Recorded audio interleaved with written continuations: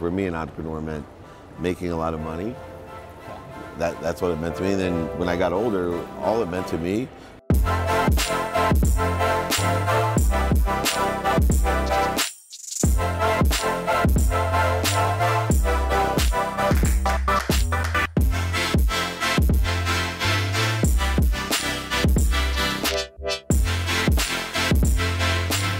Extraordinary trip. We're leaving Beijing. Been working in California since 1 a.m. here and having a great day so far. This train leaves at 7 a.m. Beijing time. It goes what used to take 20 hours and 4 hours from Beijing to Shanghai. I'm really excited about today. We got 5 different meetings and a speaking engagement. Great way to spend your Friday. Great second job to have. Be more interested than interesting. Live your life to the fullest. Enjoy the consistent, persistent pursuit of your potential. Love what you do, and you will work not one day in your life.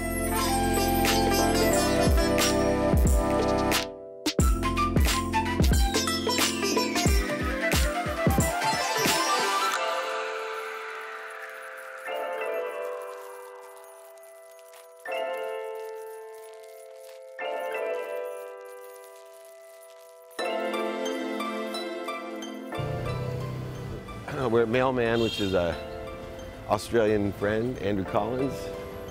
Does a lot of consulting on how to utilize social media in China, which isn't easy because of the firewall. And of course, the lack of news and expertise. But we got our good friends here meeting us. Hi. Hi, Yolanda. Oh, hi, Justin. Nice to meet you. Nice to meet you. The famous Ray. Oh, this way, please.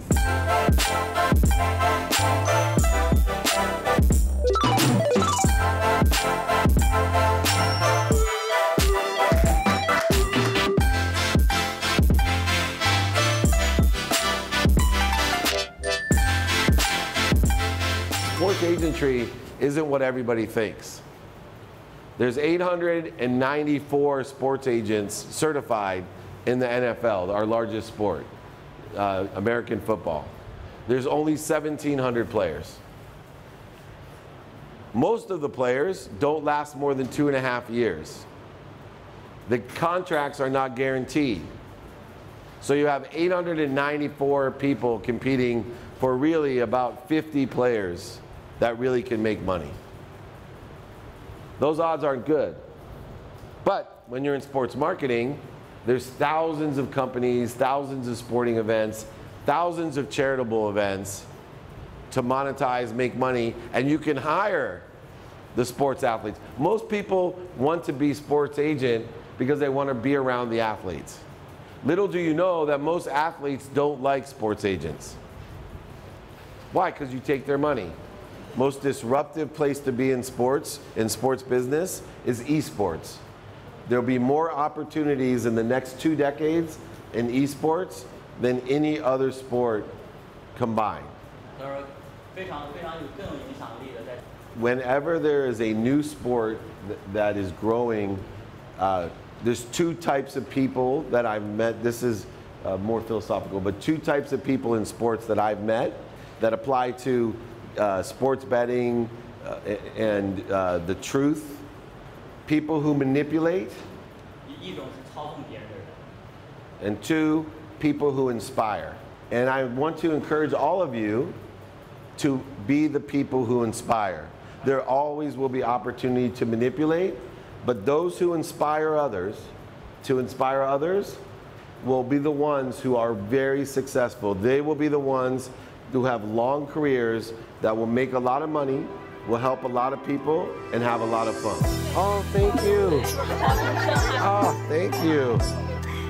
I need this.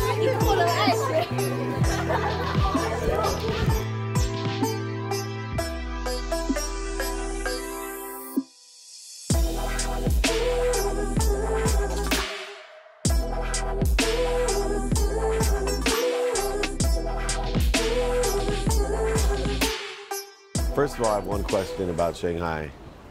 What does no trumpet mean?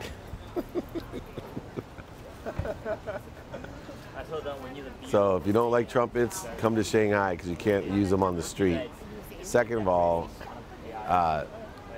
alignment, action, and adjustment. Perfect example, when we got to University of Shanghai, we needed to change the whole thing up because we needed an interpreter. How many of you guys understand English? Raise your hand. Okay, maybe you should translate for me then. But we just adjusted and we made the best of it, had some fun, and actually the head person at the school said that was the most engaged any of the audiences had been, and he was super excited and wants to do a ton of business with us again and invited me back for future engagement. So never know, as long as you adjust well, access well, and remember, don't play your trumpet. Instead of making myself out to be a lawyer, I branded myself as a technology person. And although I don't have a technology background, I just sold technology and I understood the business issues of technology. So I raised $169 million during the boom in the Silicon Valley for a middleware company, wireless proxy service space. So we used to transcode the internet onto WAP phones, Palm 7s. Okay. And then Samsung hired me because of that experience to be their CEO of USA, the phone division. Right. So I had the first smartphone in the world. It was a Windows CE device with gates and had Bluetooth. So it was called the PC-E phone. In the 90s? 99, yeah. So we had the first smartphone. And from there, I met a guy named Leigh Steinberg, who you might know from the movie Jerry Maguire. Tom Cruise, yeah. So I was CEO of the most notable sports agency in the world, Leigh Steinberg Sports Entertainment. That's where I met Warren Moon, who's the Hall of Fame quarterback.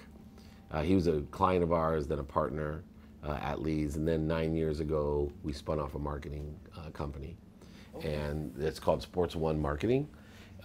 It's evolved. It started in a very boutique sponsorship type of company. We used all our relationships. So we marketed the Clemente Award, the Pro Football Hall of Fame, big events, parties, for the Super Bowl, the Pro Bowl, the Masters, Kentucky Derby, Breeders' Cup.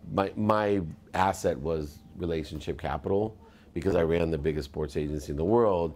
I was 1 degree of separation from owners, leagues, organizations, and so we built our company on that. Finished up a really long day. I think I fell asleep during one of the meetings, but did my best. Anyway, I think one of the things that we're learning is everyone thinks that it's prohibitive of doing business in China because it's so difficult. But I have a philosophy about cutting my fingernails. I always cut my right hand first because it's more difficult because I'm right-handed to cut my right hand fingernails first. I think the same thing holds true with doing business in China. There's so much noise in the US because there's no barriers to entry. Anybody with a great idea thinks they're an entrepreneur or thinks they're a businessman. But in order to do business here, you need to be the real deal. You got to understand all the critical business issues. You got to have the credibility, the relationship capital, situational knowledge, no problem. And you got to be able to do this stuff the right way. So in my opinion, if you're the real deal, if you have credibility, situation knowledge, relationship capital, it's much easier to do business in China, even though most people would think it's like cutting your right hand fingernails. A couple more days here in China, we're really doing a great job, and thank you to my team, both in California and here in China with me.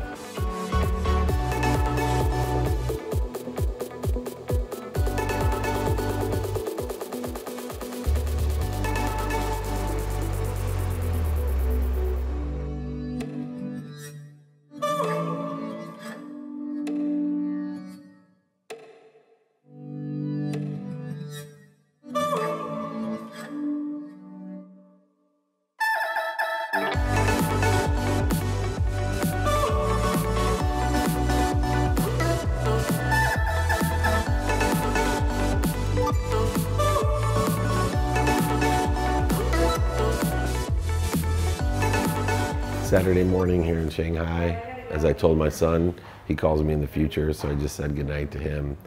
We are here at Zhou Shiming's office, bronze and two-time gold medalist, world champion, flyweight boxing champion of China.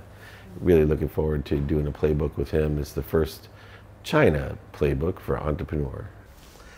Interesting quote that I found, Zhou, that I thought may be applicable to you. I've taken a lot of detours as well as lots of wrong and bitter paths. For future boxers, they can avoid these detours and unnecessary ordeals.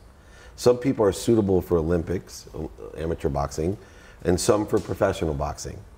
But you need to find the right platform. To seek a professional career, you need to start early.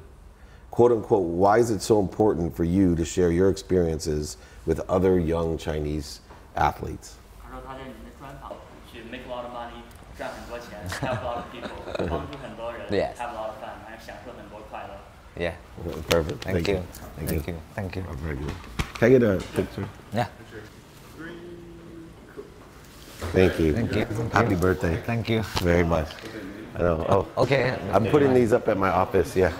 Business card to call when he's in LA. When anything he needs. 全力以赴 Chinese all in. You read this and then I translate. Oh. Yeah. Continue to be a champion to the people of the world. 他说希望你继续成为这个世界的冠军， Let me know how I can be of service 然后随时联系我，如果有什么我能帮到你， unconditionally. Thank you. 无限帮助，任何 Thank you. 帮助。 Thank you. Thank you. Thank you. Thank you. Thank you very much. I didn't know it was your birthday. Thank you. 知道是您的生日，要不然会带来礼物来。哦，这是最好的礼物。谢谢。He said the book is the best gift. Oh, thank you.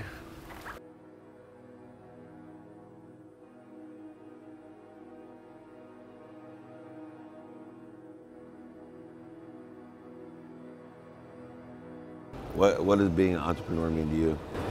I mean, I think it's about thinking outside of the box and like making your idea into something tangible. Nice, yeah. Well, that's a really key point for me when I was younger, and now it's different, right? So for me, an entrepreneur meant making a lot of money. That's what it meant to me. And then when I got older, all it meant to me was staying in business on my own, being able to create something and stay in business. Because my philosophy is you stay in business long enough, you're going to be successful. Whether it takes you 8 months to be successful or 80 years, companies evolve, but you're not going to evolve except for one factor. You got to stay in business. So that direct path to revenue that you're talking about is critical. This is Michael. Hey, how's it going, Michael? Nice to meet you. Oh, hey, Michael. I'm David. David, nice to meet you. Michael. Rockman. Michael, nice to meet you. This is Justin. What's it? Oh no, count okay. My bad, you intrude there. Oh no, I'm glad. This is why we do the meetups so everybody can learn off of everybody else. So he just asked, they started an apparel company and wanted some advice. So anyway, first of all, being in business is about making money, right? There's a million great ideas out there, but unless you can make money, you're not going to be able to build a business, right? That's what determines whether you stay in business. So make sure that when you're doing your research that, for here in your Chinese market, that you have a direct path to revenue. So you have to just not only know about the idea of the different style that you're going to have, but how are you going to design it, protect it, right? Your IP is going to be protected, which may or may not be possible here. And then you have distribution, marketing, all of these different components. And the interesting thing is you're going to be caught, as always, in one, how do I finance it? Right? Because, is it truly a probability to be successful? Are you going to be able to, bootstrap it early enough, until you can make enough money where you're not going to give away all your equity? The biggest mistake that successful entrepreneurs make is that they take money too early. But on the other side, a lot of entrepreneurs won't even have a chance to be successful if they didn't take money early. Most people have the wrong energy about no. Right? They don't like to take no as an answer. They quit after so many no's. They listen to the you are this instead of I am. I always learned from Ray Lewis, a football player in the United States. He said, you know why eagles fly higher than all the other birds? Pigeons all fly together, right? They do, because they... Right, exactly, it is. But you think about it, all these pigeons you can't fly that high, you can't fly that high. The eagle doesn't listen, right? He just flies that way. Well, the same energy goes, in my opinion, with people who say no.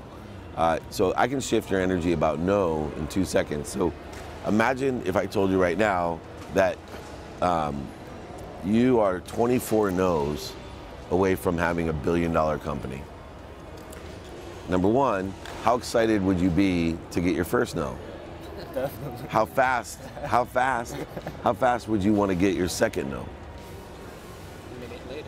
So I'm here to tell you that Makes sense. the universe, that it's true, there's only so many no's in between you, I never thought about that. in between you and what you want.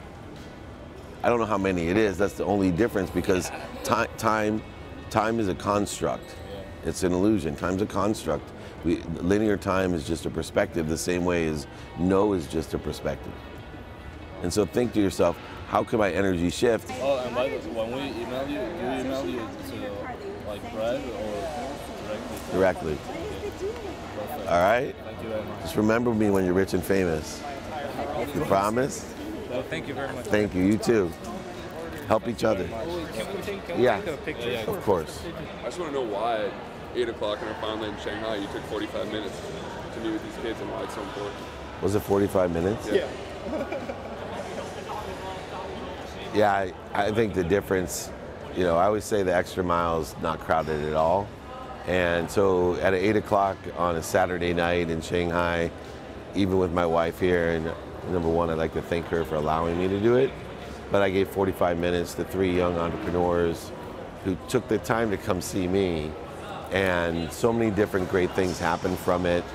And I just trust the universe. That's why I give the time.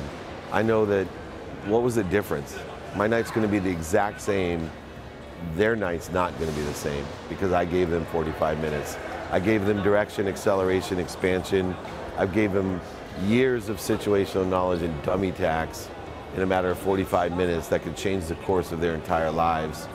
And that 45 minutes to me now actually means something compared to it would have made no difference on what time I ate, went out to the bars, did whatever else I am on a Saturday night. So I'm 45 minutes later, big deal. But that's 3 lives that I changed. That's why I do it. The extra mile, it's not crowded at all. And you feel so good. I'm totally enthused. It was one of the best part of my trip. So that's why I do it. Trust the universe, be of service, and the universe will provide everything back to you that you want. And don't forget, ask big.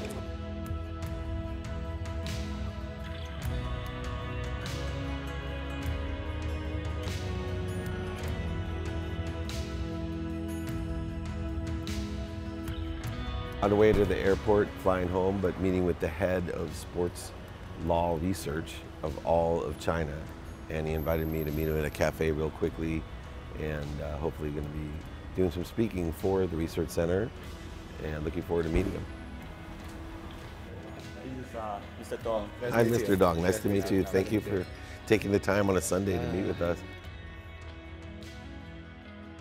Just got out of our meeting with Mr. Dong, the head of the Sports Law Research Center here, invited me back to speak at that lecture hall. But it's so important to take the time, I know I say it again and again, to meet people face to face. Even though it was 10 minutes, we got so much done in 10 minutes because you look someone in the eye, express how you can be of service, and then naturally he wanted to help us as well. Great meeting, great way to end our trip here in Beijing. Off to the airport, get to see my family.